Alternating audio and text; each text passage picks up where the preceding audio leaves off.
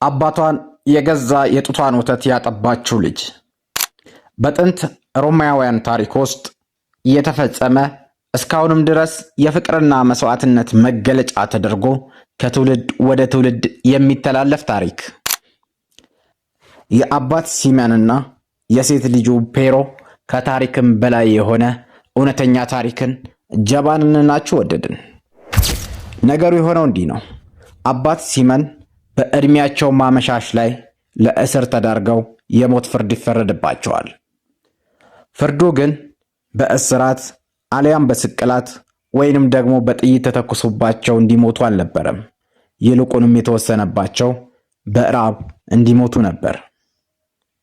በዚህን ጊዜ መሞታቸውን በጥብቅ ቁጥጥር ስር ባለው እስር ቤት ሆነው እንዲጠብቁ ተደረጉ። በዚህ መሃል ልጃቸው ፔሮ የአባቷን ከሞት ለመታደግ አቅም አልነበራትም።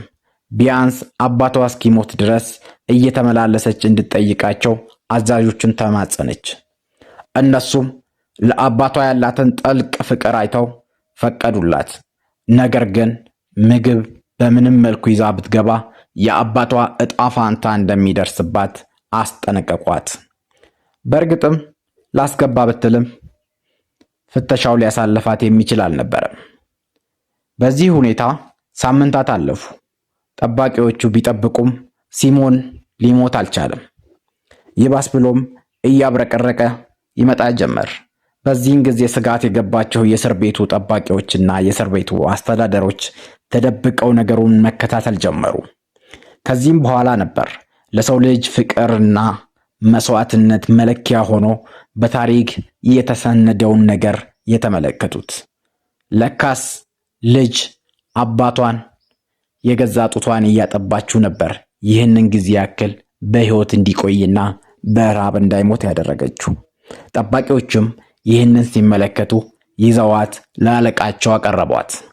ለምን እንዳደረገች ልጅ ሲመን ስትጠየቅም እድሜ ልኬን እንዳልራብና እንዳልጠማ እያደረገኝ አባቴን እያየሁት በረሃብ ሲሞት እንዴት ይቻለኛል? ቀድሜው በሞት እመርጣለሁ አለች። በዚህን ጊዜ አለቆች ልባቸው ተሰበረና ለአባቷ በከፈለችው መስዋዕትነት ግድያ ወይም ሞት ሳይሆን የሚገባት ክብር ነው በማለት አባቷንም በምህረት ፈቱላት። ታዲያ ይህ እውነት እስካሁንም ድረስ በሮማውያን ዘንድ የፍቅርና የመስዋዕትነት መገለጫ አድርገውት ከትውልድ ወደ ትውልድ እያሸጋገሩት ይገኛል።